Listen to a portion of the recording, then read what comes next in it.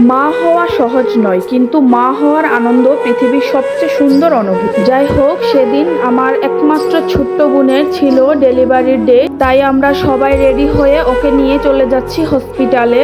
ওর C সেকশনের time ছিল রাত 9টা। ডক্টর বলেছিল রাত 9টা বাজে ওকে সিজার করবে।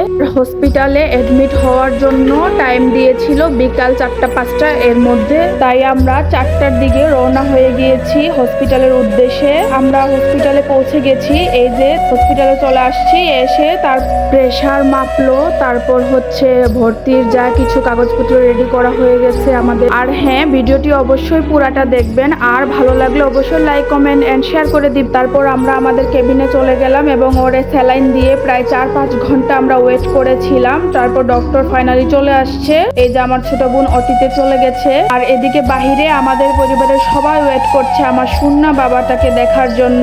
ফাইনালি আমার বাবাটাকে দিয়ে দিয়েছে, সবাই তো ভীষণ খুশি। প্রথমবার যখন নিজের সন্তানের মুখ দেখা যায় তখন মনে হয় যেন পুরো পৃথিবীটাই বদলে গেছে। এই যে আমার কোলে আমার সুন্না বাবাটা, সবাই ওদের জন্য আশীর্বাদ করবেন। Thank you for watching.